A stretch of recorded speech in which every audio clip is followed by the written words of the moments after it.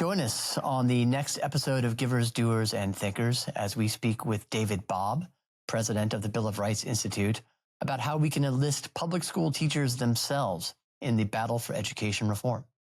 Let's go.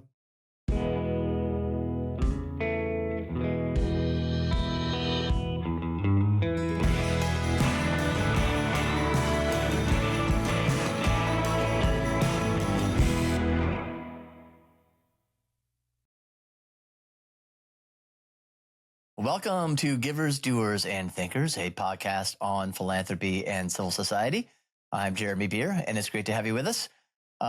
It's September 29, 2025. And this season, as you may know, we are focusing on trying to semi-tie what we're doing to the American semi-quincentennial swiftly arriving next year. And the way we're doing that is talking to leaders of nonprofit organizations that are doing something really interesting and innovative. And so I'm really happy to have with us today my friend David Bobb, president of the Bill of Rights Institute. David joined the Bill of Rights Institute as president in 2013. God, David, I can't believe it's been 12 years. That's amazing. He's been working at the intersection of civic engagement and education reform for about 20 years. He has taught at Boston College and Hillsdale College, was the founding director of a national civic education program for high school teachers at Hillsdale, and was also the founding director of the Alan P. Kirby Jr. Center for Citizenship and Constitutional Studies in Washington, D.C. David is also, I want to bring this up, he's written in a lot of places, Wall Street Journal, etc. Is author of a really good book called Humility, an unlikely biography of America's greatest virtue. And I might add now, David, America's least the most out of fashion virtue, perhaps, humility. So sure. It's a really good book. I urge people to get it out. That was brought out by HarperCollins back in 2013. And David has his PhD in political science from Boston College. So David, thanks for joining us. Thank you for having me, Jeremy. It's great to be with you. Maybe we'll come back to humility, or maybe you can weave that in to some of what we're talking about here. Thanks for being with us today. We're talking a lot about civic education, what it is and what it isn't, what its status is today, and what you all are doing to help retrieve it. So let's start with a question about what the core elements of a genuine civic education are, and maybe what they aren't, if you want to go into that as well. Yes, for sure. I'll talk first about what should be a part of a strong civics education. If you start with history, you can't do civics. You can't know what it means to be a citizen of this country, of the United States, without understanding where we've been, our rootedness as a people. Yeah. In short, I think strong civics is about being an American. It implies a knowledge of history. And then secondly, the building of the character required of citizenship. The third element is something that is near and dear to your heart. We don't always use the language of civil society with our teenagers that we're trying to reach. But what we find is that if you understand history, you build the character, and you anchor on civil society, you're doing something that's really important. You're giving what we might say is civic agency, right? It's giving that kind of sense that I can help drive my destiny. The fourth thing then is government. But notice that I didn't start with government. Yeah, everybody starts with government. Usually that's all it means, right? Is like, exactly. The three branches and of government. That's been a problem, right? Because we've over-indexed on that. And what, in fact, the AP course, the advanced placement course, is called Government and Politics. And part of what we've seen is that young people will see naturally, okay, if I want to make a difference, if I want to be a citizen, what I need to do is find my way to Washington, D.C., just across the river from where I'm looking right now. And that's how I'm going to make my mark, right? Not thinking about, okay, how within charity, within business, within my local community, how do I understand the principles of the Declaration, the principles of the Constitution? How do I internalize those principles? And what I see really is that civics is about a habit formation, and it's about the lifelong practice of the pursuit of happiness, properly understood. That's about virtue. And so we still use Hmm. Today, in 2025, you're on the cusp of our semi-quincentennial, the language of founding principles and civic virtues. That's really what defines great civics. There's a lot implied, so a lot of premises implied by what you just stated, though, right? One of which is that America, the United States, is worthy of um, some level of respect, Mhm. admiration. Um, uh, there's also implied is that our history is not solely one of exploitation, oppression, and violence. Um, it just seemed, I mean, you say it like that, it's like, yeah, of course, but this that's not quite the perspective often it seems that is offered, right? In even at the K through 12 level today. You're right. I mean, I think that we've seen a trend in this country for well over 100 years where sometimes even the American part of American civics drops out. I think Yeah, a challenge that the National Council for the Social Studies has had, even to this day, is defining what it is. yeah. And so often, what we've made is kind of the Declaration has become a dead letter. The Constitution has become only defined according to its status as a living document. And what we're trying to do at the Bill of Rights Institute is say to a young person, we mainly work with middle and high school teachers. We now have a part of our company that is BRI Junior for little Mm. learners. But at whatever age they are, K through 12, right, they need to anchor on these principles. And they need to understand that they're for everybody. Frederick Douglass called them the saving principles. I've been reflecting a lot on his Mm. life and his great speech, What to the Slave is the 4th of July. And I think he kind of captures the spirit of our age, Hmm. because boy, did he really let his audience say, July 5th, 1852, have it. He said, it's your country, your day, your holiday, right? Not mine. As a former slave, I'm on the outside looking in because you still haven't treated my people with the equality that's promised in the Declaration. And a certain segment of people feel that today. But to your point, Jeremy, what I think has been bad is that too much of our educational kind of status quo civics has stoked that. And it says what we ought to do is just focus on the exploitative parts, the bad parts of our history, and not shown that the Declaration's promise, yes, has not always been fulfilled. It's been a crooked line for sure, but it's been a steady march And to fulfill those principles.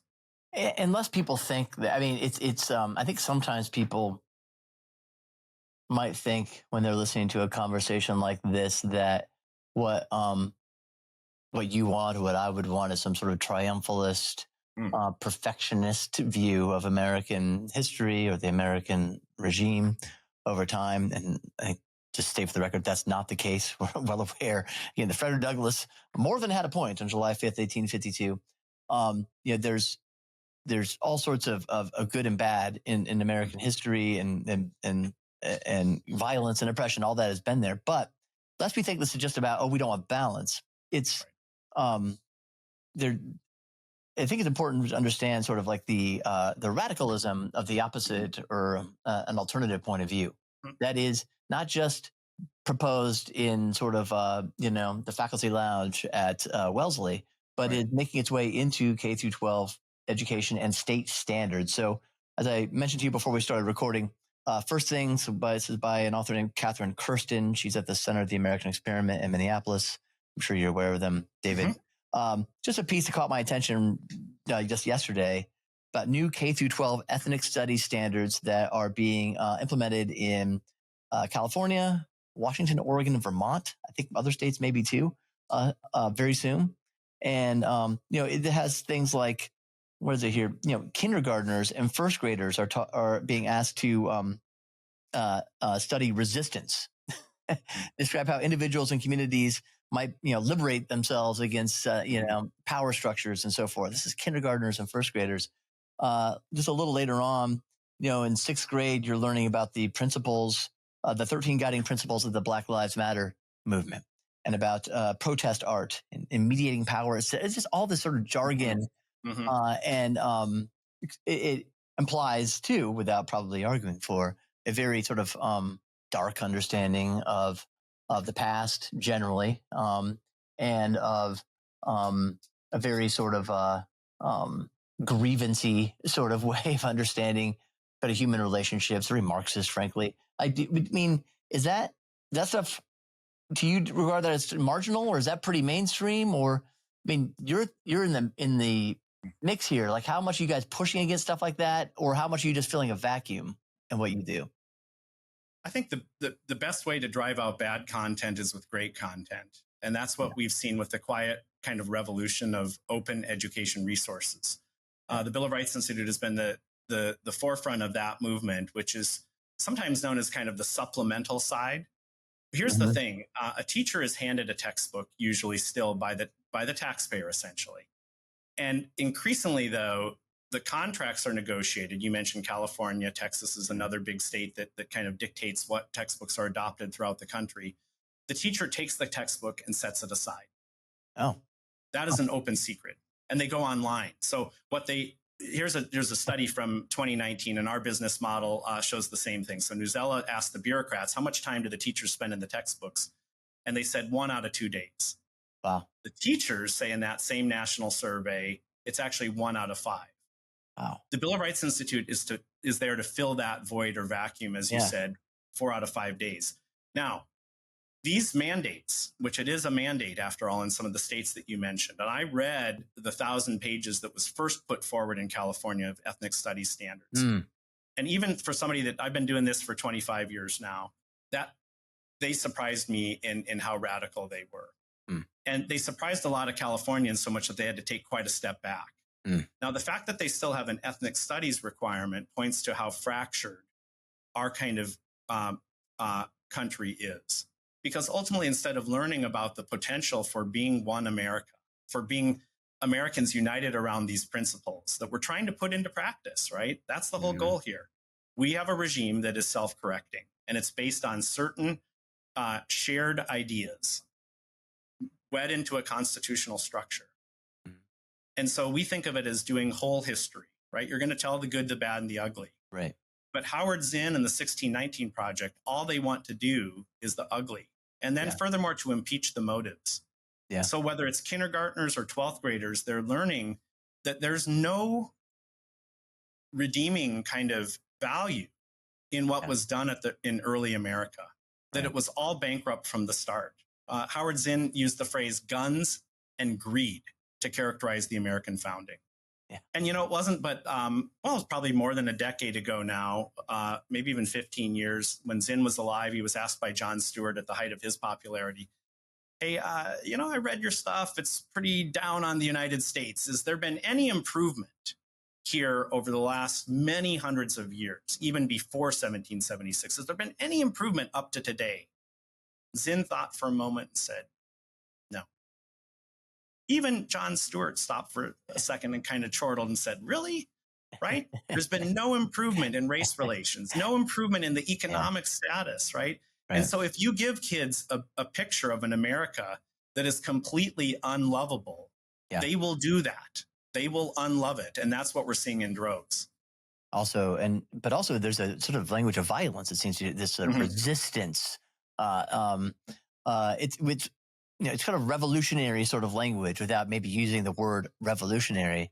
Um, it doesn't seem too much of a surprise then that when you learn that whatever it is, a third of college students think that political violence is acceptable in certain situations that they would determine. I guess not anybody else.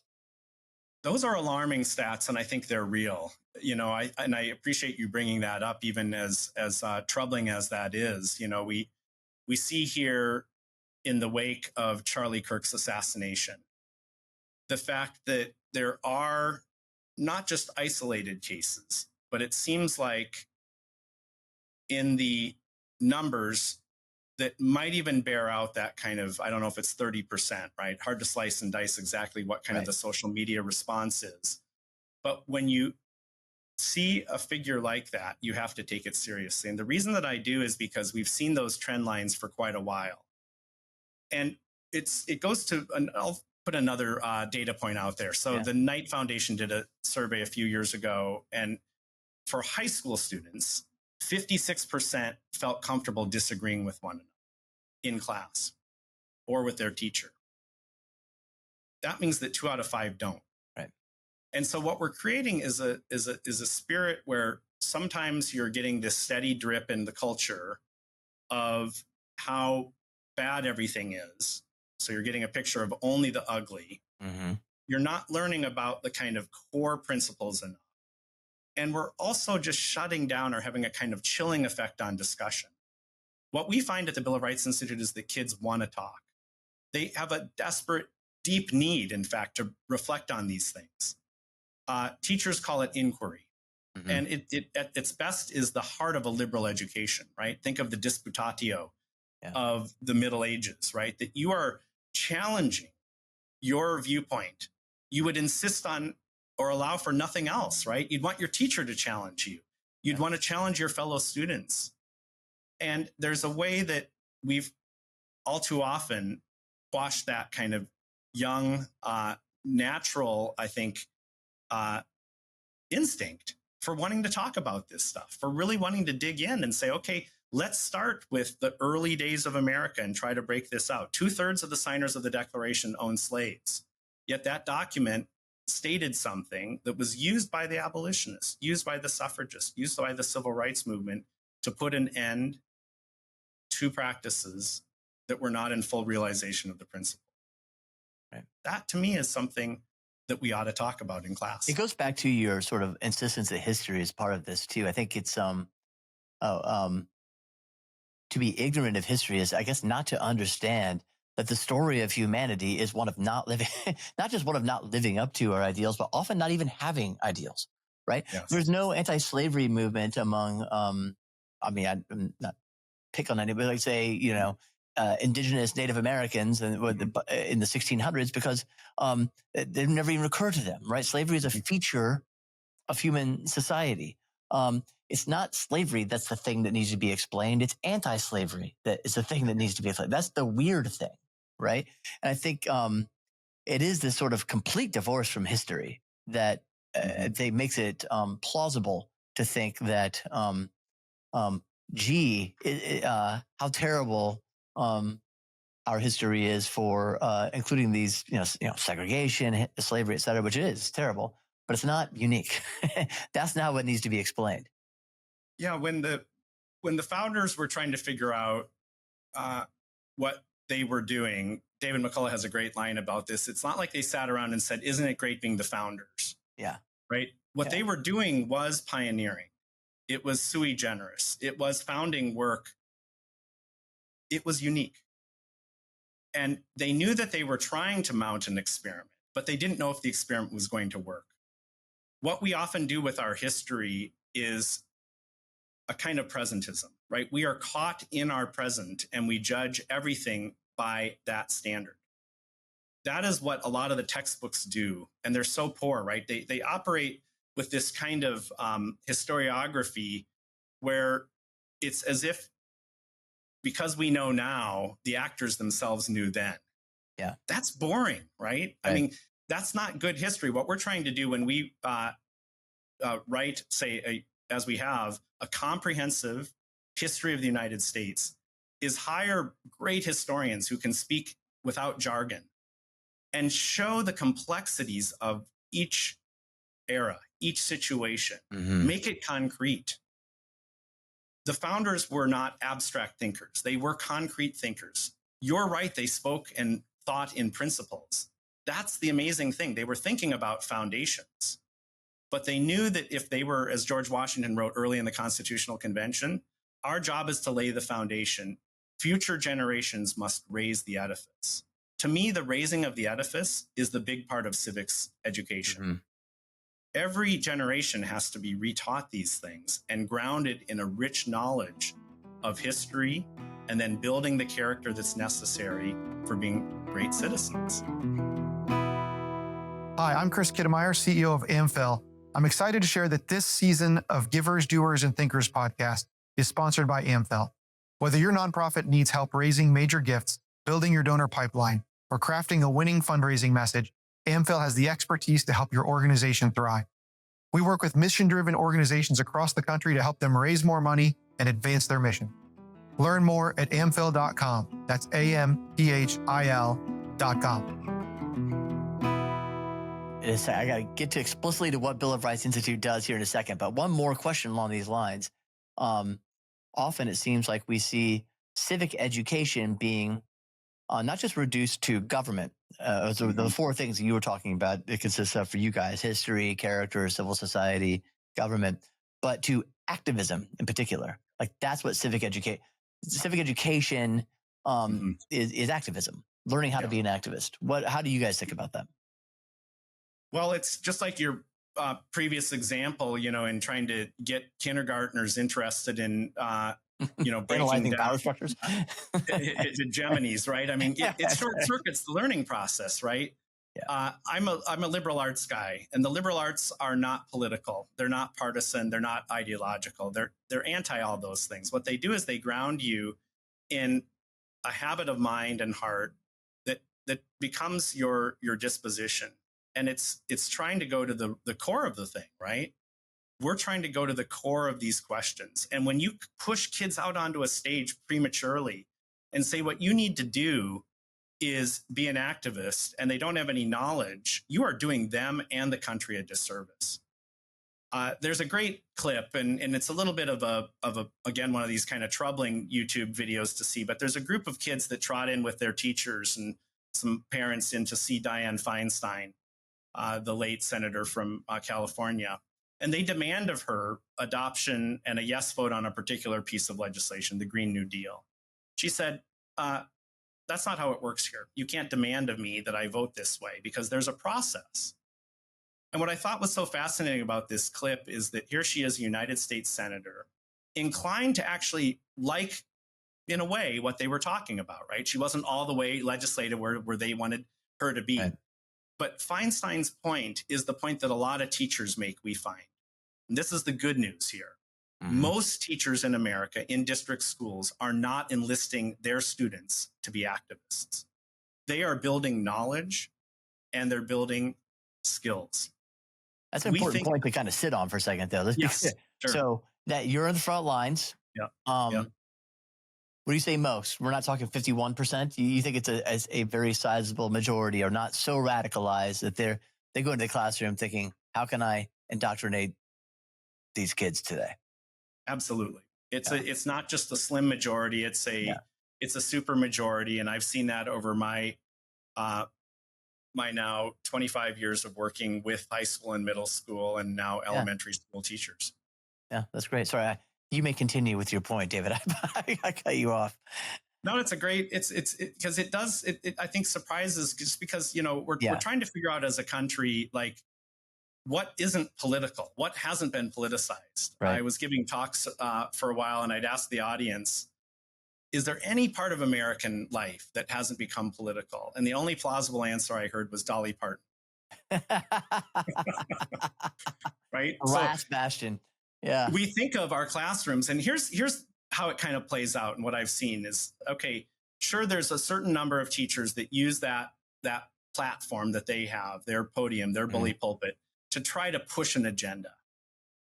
And maybe it's 10, 20% in the high school realm. That's not good. But a lot of times the teachers around them rally and kind of ostracize that person in subtle and sometimes not so subtle ways. Because most teachers are localists, right? Yeah. Education is local. Most Americans are localists when it comes to education. 80% think that curriculum and the key decisions ought to be made at the local level. Yeah. Here's our bedrock conviction. Parents are the first educators. Teachers then, if in district schools, ought to be transparent about what they're teaching. I believe then parents ought to rally to their aid, as should principals and superintendents, legal counsels and the like, and say, if they're being, and most are, really strong in presenting multiple perspectives, which is what a good curriculum does, right? It challenges you to think about point, counterpoint. It sharpens you. Iron sharpens iron. It's not a safe space where you go. It's a braver space, right? It's saying we got to mix it up and figure out these things. These are hard, big questions. That's what civic should take up. That's what U.S. history courses should do. We find that most teachers, given that kind of backstop will do a pretty good job at that. Mm. And what we do as an organization is come alongside the educator and try to say, how can we help you in this? We know it's a hard task. We're a big, diverse people. We're not going to seek the end, the end of disagreement. What we have to do is manage it. And our district schools are right at the heart, charter schools, schools of any kind, right? Private, parochial, homeschool, micro schools. We're all in the business of trying to help young people, done well, become Americans. So that's a good segue into what Bill of Rights Institute does, which we haven't been explicit about. So I want to make sure we do that here. You really, your primary end user, you correct me if I'm wrong, is educators, right? Directly That's to right. teachers. Yes. And I guess, and I didn't realize, I'm sure you told me this in the past, but the stat you had before that teachers are only in the textbook that they're given 1 out of 5 days. Mhm. That's extraordinary. I mean, so I don't think most people realize that teachers have that much leeway to put together curricular resources for their classes. It's an open secret, and here's the thing. It's kind of like, remember in the dying days of this can sound even a little dramatic, but the dying days of the Soviet Empire, they're trying to figure out price mechanisms. Just go to the US papers and try to pick out a price. And that's what we'd go with, right? That was how bad it was. Right. So there's no price mechanism for the negotiation of textbooks. Right. Up until COVID, they had accelerated in price, had gone up in price more than any other part of American life, including housing, including even college tuition. So college students today have said, no way, I'm not doing it. I'm not paying $400 anymore for a chem book, textbook. I'll sooner take a photo of each page for my friend's book than I will give the college that money. Right. High school level, right? Middle school level, the student, the family doesn't feel the burn. They don't feel the pain because it's absorbed by the taxpayer. Right. So the teacher has been shut out of this decision in most cases as well. And so the textbook manufacturers have a pretty good thing going, right? Yeah. They make hundreds of millions of dollars with these fat contracts, with these hard copy books that can run $100 a pop. And yet we know this gap exists where they're not being used. And that's an extraordinary loss to the American taxpayer in monetary terms. Right. What we're trying to do at the Bill of Rights Institute is say, let's actually help our teachers. And we've done so by finding philanthropic partners that have helped us create the largest library of civics and history resources that's out there. So comprehensive resources now, digital textbooks essentially, in civics, in US history, a huge array of videos, including homework help for students, things that are going to be of practical value, where you're just telling the facts. You're not giving opinions. It's not ideology. It's trying to break down what's happening in this particular Supreme Court case, what's happening in this particular era of history. How can a young person understand it and find it actually interesting? That's what we've done in response to this kind of thing. And here's the good news, Jeremy. I think that the kind of multinational textbook firms, that their feet are made of clay. Because they're on such precarious footing right now with the consumer, and they've shown such a disregard for the actual consumer, we're meeting the needs of teachers and many others like the Bill of Rights Institute that have been part of the open education resource movement. And what's how do they find you, or how do you find it? I mean, is there demand for these kinds of resources? Is there do people want them? Do they find it to be highly, they can bring a lot more value than the textbooks that they're otherwise setting aside? Like, what's the kind of sense you get from the field? Huge demand. I've been with the Bill of Rights Institute, as you noted, for just coming on 12 years. During that time, we've seen a 5-fold growth in reach, so that right now we're supporting a community of 85,000 teachers across the country, middle school, high school, so 7th through 12th grade. Yeah. That's about 2 in 5 that are using BRI resources. Wow. That's our product line. It's free to the end user. And then think of a wrap around that of professional learning. Teachers call it professional development. Sometimes you have like a day-long program. We've had more than 25,000 teachers come through different programs across every state. And they'll have a net promoter score of 94. So they come out ecstatic about their experience. They're putting those products into use in their classroom. They can playlist resources just as easily as you can pull together a playlist on Spotify. You can print on demand. And the teachers take this learning and they're excited because they're actually being treated like professionals. a lot of the stuff they get from their districts are Yeah. divisive or just technocratic, about the latest technological solution that isn't actually a solution. Teachers are curators. They're very entrepreneurial. And they have that kind of quality. The best teachers have this quality to really be able to know, how do I take these products from the Bill of Rights Institute and make them work for the needs of my kids? It's really interesting. You're treating teachers like artisans or craftsmen and not as factory hands, basically. The industrial model of education is broken, Jeremy, and it's something that everybody that's in it knows it. What we see with our teachers is almost a missionary zeal to stay in the system sometimes. But the system makes it very hard to stay in it. Yeah. And so many great teachers have been driven out. That's Right. a real problem. Yeah. Model of education of creating teachers right now is broken. How Right? bad are ed schools, David? They're not good. I mean, you and I have PhDs. You would not be able to go into a district high school and teach, but for many years of going back to school so that you could become certified. I cannot, with a PhD in politics, political science, teach in a district school without going back and getting a lot of training. So our ed schools are broken. Our high school model, this industrial model that treats every kid, just like you said, a widget, totally broken. We believe, though, in the opportunity here to help hasten the demise of the industrial school by appealing to the artisan. I think you said it very well, the kind of artisan nature that's there for so many educators that are doing a great job. They in turn can influence their colleagues and create the kind of change within the district school system that we're seeing all across the non-public system. Are you seeing districts interested? I mean, do you ever partner with at the district level to develop resources, training, et cetera? Yeah, we're calling that our kind of full suite model, and that's where we're headed next. You got to build the demand from the bottom up. Right. This top-down model in education, I've been leery of a lot of what even well-meaning governors have like done. DeSantis and others we see have it, right? We've worked with them. We did a great project with Governor DeSantis. We've worked with red, blue, purple governors. As long as they're interested in strong civics, we'll see what we can do together. But ultimately, it's not going to be Tallahassee, Boston, Austin, Sacramento that really has a one-size-fits-all solution. Those do not ultimately carry the day. And that's why I'm also nervous about sometimes what happens at the national level, because even less successful will we be when the solutions are supposedly coming from Washington, D.C. That's just not how education works. Yeah. Do you are the teachers who go through your programs and get your resources, are they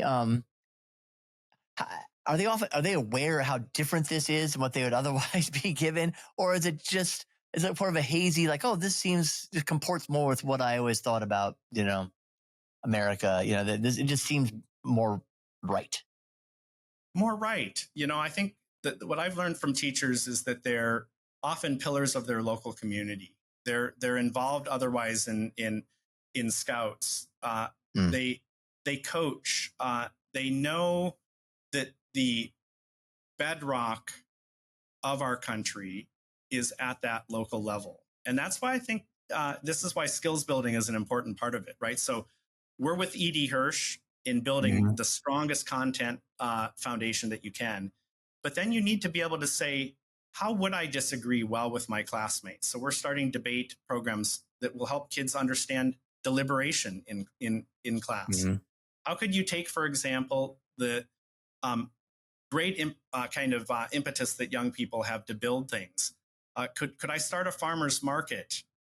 Really hard to do, as it turns out, right? You learn sometimes by failing. Right. And so you don't want to stray into activism. That's going to short circuit the learning process.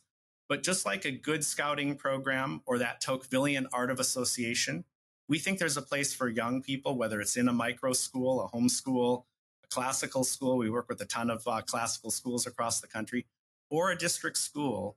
Teachers are capable of cabining these programs so that skills can be really guided towards that kind of art of association and the things that flow from that. Art of association, Tocqueville phrase, take a drink. There should be a drinking game in this podcast about that. Exactly. Would you have any data on I'm sure you try to gather this. I have no idea how. It must be impossible. But it's like outcomes, in Yes. terms of student learning, or yeah, maybe you could talk about that, like what difference this all makes Yeah. in the end. So Tufts University did a study of students whose teachers use Bill of Rights Institute materials. This was a resource that focused actually on constitutional knowledge. The students in the uh, using BRI's materials scored 2 full letter grades, so 18 percentage points better than the control group. Mm. They had a 9 percentage point gain in affinity.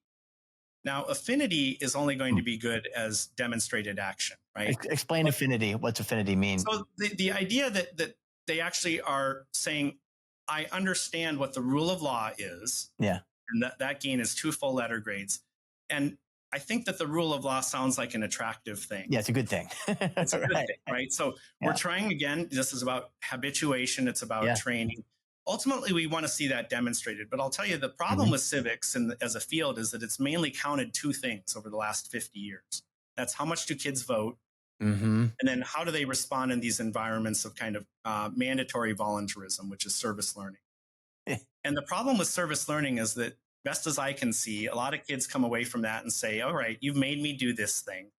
Thank you very much. You've instructed me in what it means to be an authoritarian.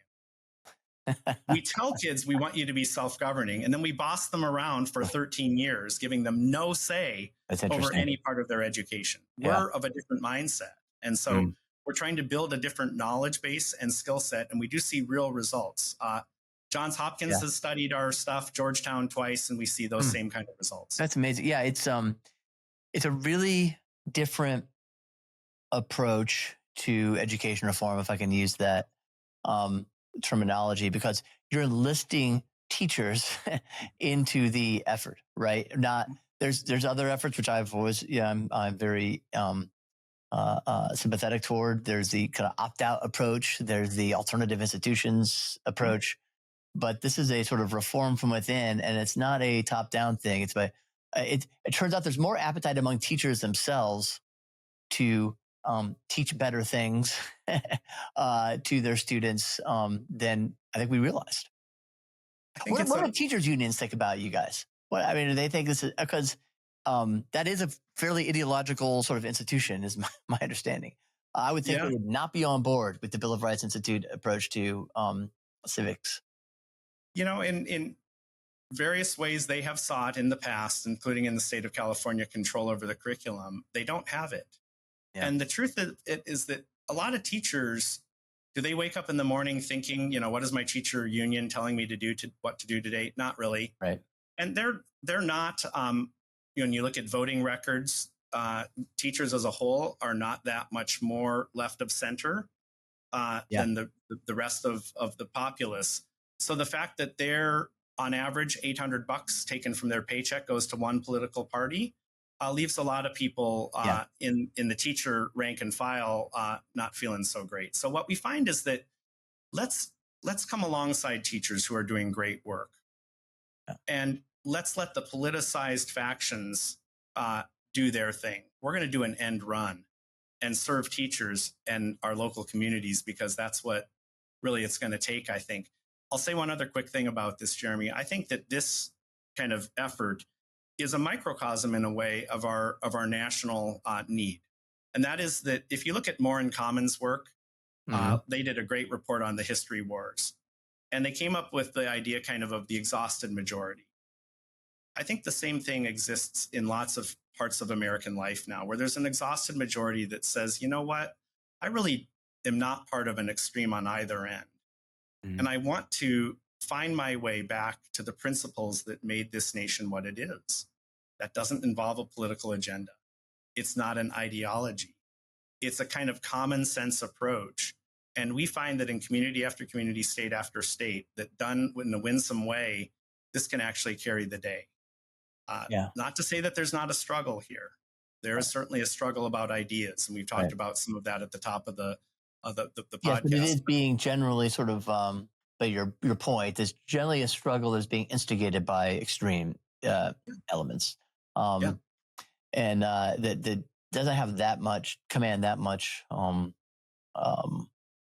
affinity among everyday Americans. So last question for you, David, before we let you go, where is this going? Like, what can Bill of Rights intend to accomplish, or maybe even more broadly, this approach to sort of like enlisting teachers themselves, educators themselves, maybe districts too, in providing better civic education in particular? Like, where can this go? Are we tapped out? Can this keep growing as it has, you said, like fivefold since you've been there? I'm really confident that it's going to continue to grow. I think there's an awakening amongst, as you said, everyday Americans, that things that we used to take for granted, like civic friendship. Yeah. I can talk across the fence to my neighbor, maybe even cancel out his or her vote and still be neighbors, right? That when that's broken, we're broken, and that's not good. And so I think that existential sense that we're going in the wrong direction means that people are going to look to solutions like this. We're seeing that incredible demand. I think it's the answer to the next 250, right? The founders obsessed over civics for a reason. They knew that they couldn't get to, year 5 of the Republic, let alone 250 without a strong civics. So we see it as core, and it's one reason why we're really emphasizing the younger grades. The other thing that gives me real hope and confidence is that when you go to the younger grades, imagine how kids learn, right? To read. Yeah. For a long time, we did ideological reading, which seems incomprehensible, right? Well, we've thrown most of that out now, or it's in the process of being jettisoned. What if kids, when they learned to read, not only were they not getting the stuff that didn't work, the ideological claptrap of whole language, but they got really great things that would fire the moral and civic imagination. Right. So that when they're learning as little ones, they're learning some of the first stories about America. It doesn't have to even be the Parson Weems version. Tell them the story of George Washington. It didn't have to be the cherry tree, but something. He failed a lot early on, but you know what? He got back up and he realized, I can't just be famous or seek fame for the sake of fame. I have to be ambitious for the right things. That's the message. And that's something that we can bring to little learners. And so we're partnering with organizations to do that for English language arts, or the teaching of reading in the early grades. That's great. That's wonderful. David, how can people get involved? BRI? mybri.org online. You can find us on any of the social platforms, including especially Recommend them YouTube. to a teacher. Recommend it to a teacher. Bring it to a teacher near you. Yeah. Yes, absolutely. Anything else? My BRI, that's where they should go? You're online? That's it. You're not. We talked before. Neither of us are on social media except on LinkedIn. So you can LinkedIn David, and you can follow BRI everywhere else, I'm sure. Well, thank you, David, for joining us today. And thanks for all you're doing for American civic engagement and education. Appreciate it. Thank you, Jeremy. Appreciate it all. Take care. Hey, thanks for joining us for today's podcast.